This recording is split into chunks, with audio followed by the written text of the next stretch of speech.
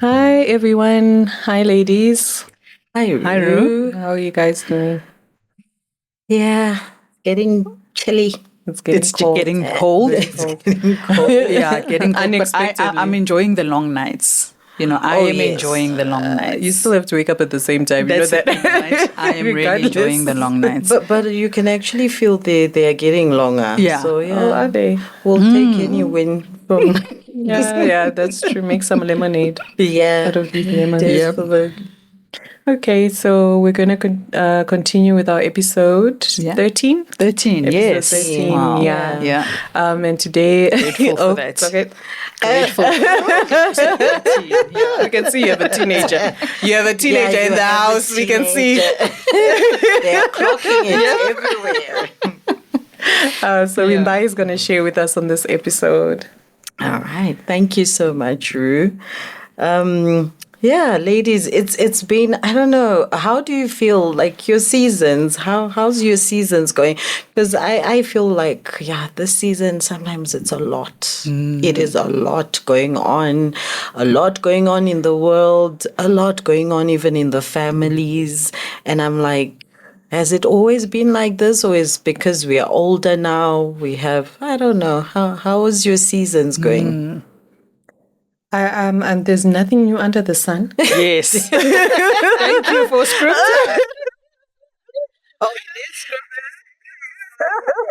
There's nothing new under the sun. I think it's just the age. It's just the age. yeah. I remember when someone said when you get to your 40s, it's the most interesting phase of your life because everything's happening. Like, listen, everything is Anything that can happen is happening. Everything is happening live. You've got no one to. You are the elders now. Yeah. You are the aunties. Yes. You are the parents. You are the everything. You are the everything.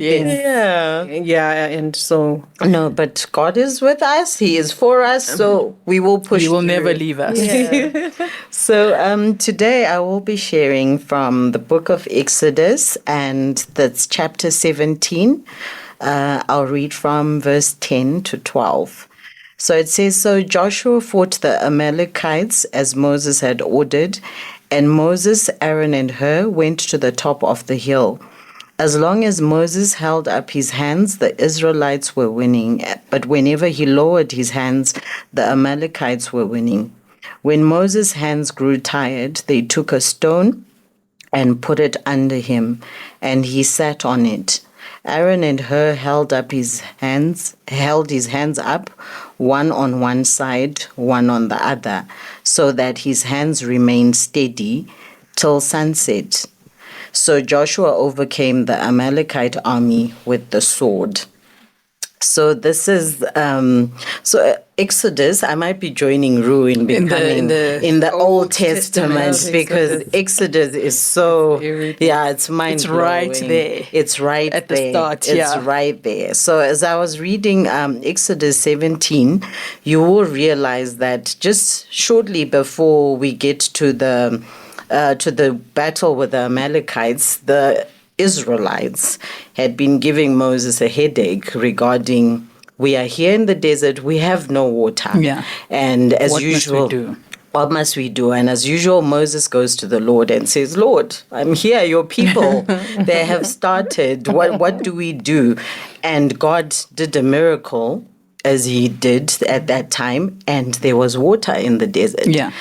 But I mean, it's one thing after the other with the Israelites, because shortly after, there's the war with the Amalekites. And Moses, once again, he gets his team up. He gets Moses, he gets Joshua, he gets Aaron and Hur, and they get ready for battle. So there's Joshua with the army down there, and they go up a hill. So I'm assuming they're up the hill so that they see everything that's going on. And it so happens that God gave them the specific instructions regarding what happens. It wasn't just Joshua at war with the army, Moses. He told them that he needed to keep his hands up in the air. So every time his hands were falling, then the Amalekites would be winning. Yeah. So, yeah, basically. That's tricky, because what is he doing? Is he not in the battle? Is he not physically fighting? Yes, because if my hands are in the air, what else am I doing? What else am I doing? Exactly. Yeah. And this is coming, I think for me, it's also coming from a place whereby I don't think prior to this verse, they had been required to go into battle with anyone. I think this is the first time we see God ordering them to go forth in battle. Yeah. So before that, God is in battle for them. So with the Egyptians, he is in battle for them. But this time they are now required. They have an instruction, lift up your hands. And I think at this point, Moses just knows, I have to listen to the man up there. Yeah. He knows, I don't know why, but he goes and listens anyhow. But the nice thing, I think my point for this verse is that he went with two men, Aaron, who obviously we know was a priest, and he went with her as well. And I believe there was an order. There was a way in.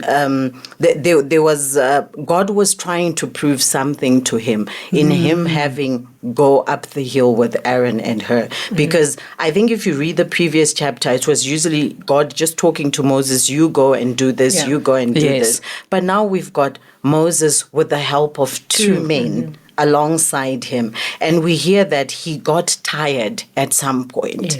And Aaron and her are like, guys, what do we do? They get a stone, they sit him on the stone, and one holds both sides of his hand to support him, so that they need to win a battle here. So, I mean, they're like, guys, what do we do?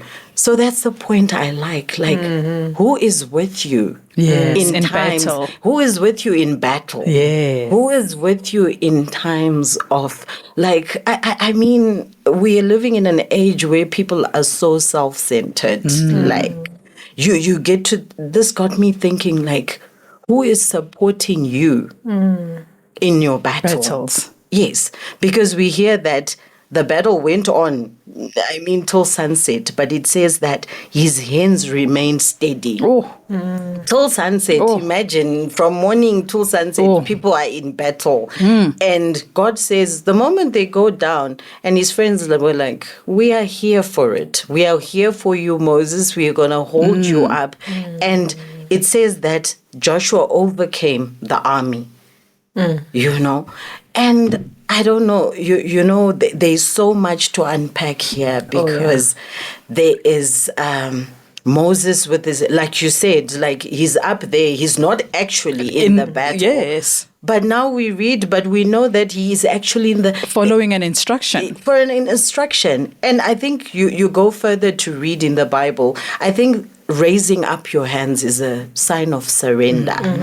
And I think for this, it was a sign of surrender to say, God, you have promised us that we will win this battle. As long as our hands are held up to you, we are going to win the battle. The battle is the Lord's, So I get to think, like, who is with you in those times, of battle, when you're like, I am in battle? I know people are always there in the good times. There's an abundance of friends. There's an abundance of people. Of help, it's easily available. Even the Bible says, a 2-cord strand, is not easily broken. A 3-cord strand is not easily broken. And I'm thinking of 3. Yeah, 3. Moses, Aaron, her, and there's Joshua on the battleground. So, ladies, in times, who is supporting you, or who are you supporting? In times of in times, because I know it's very easy to, for you maybe probably to support other people, but who is then, who supports you? Who supports you? I think one of the things that, and thank you for that word, bless the Lord for that. I think one of the things that I also think about is what is the help? Because they then sat him down, they arranged and they got a rock and they sat him down to help him, have his hands remained, up, as what God instructed. I think for me, when I when I listen to you and I listen to the question that you're asking, I'm also thinking about, do I know the help that I need? You know, because sometimes I find, and for me personally, sometimes I find that because I need help in a certain way, right? And if you then approach me helping me and it doesn't look, sound and feel like the help that I think I need, I may then just not recognize that you are actually offering me help, right? Because I want the help to be packaged in a certain way, right? And so for me personally, that's the danger that I find myself in when I am in times of need, you know, because sometimes presence is help. Sometimes absence is help. You know, sometimes a call is help. Sometimes money is help. Sometimes a meal is help. Help may come in various different forms, right? Am I wise enough to receive that help, even if it doesn't come in the way that I want it? Right. True. Because then what happens in a season of my need where I have not received help in the way that I want to receive it, but I have received help. But then I'm not recognizing it as help. Totally. You know, that those are one of the things that I, you know, worry about. And for me, it's also a personal reflection to say that I want friendship. For me, friendship is looks a certain type of way, you know? And so I find that I will then be friends and be comfortable with people that present that friendship in the way that I perceive it, right? And not understanding that you guys are different. People are different. Friendship to you is something else. It looks different. It looks like this. And you give friendship in a specific way. I then need to be wise enough to receive the friendship that you give me, even if it doesn't look like how I define it, you know. And previously I've said, okay, this person is not really my friend. I'm not connecting with them because they don't come and package friendship in the way that I want it, you know. And that's where I've fallen short. Because I'm like, that's not it. You know, not understanding that it actually doesn't come in the same way for everyone, you know. And I need to be wise enough to say, yes, it doesn't look and sound and feel like what I want, but it is that what that person is able to give me at that time, and hence I need to receive it in that way. That's so good. So good. I'm going to hold myself. Go for it. Because I have all sorts of feelings and emotions about this, you know, like, because you guys are my friends, you know. We met at different phases of our lives, seasons, you know, different seasons, you know, and the friendships have evolved one way or the other. You know, we've been helped to each other in one way or the other, you know. So for me, it's a very emotional thing because I'm for the longest I'm team of I anyway. Like, who needs friends? So that's where I come from. The Lord. You are helped by the Lord. Like, you know, sometimes like my husband's like, "You're so your friend." I'm like, "They're not my friend." She's like, "But you know, so what do you call?" I'm like, "They haven't met the criteria. Haven't ticked the box for friendship yet." So when you say that, for me, it's very emotional for me because God sends help. He does. He sends help in every season, in every time. And when you're talking about, you know, they brought him a stone and he sat. For me, it touched me because, like, with some of the things we've been talking about, the things that we want to do and the things that we want to build, and I've been at a place, like I've grown to a place, you know, like obviously God had to deal with me in opening up, you know, to people. One, accepting people for who they are as they come. You know, and accepting help in whatever form that they're giving you, and accepting that person for what they're giving you. If they're just someone who's in your life just to make you laugh now and then, that's also okay. That's that they're helping you. They're helping you. They're helping you in their way, in that God sent them so they can help you in that way, in that.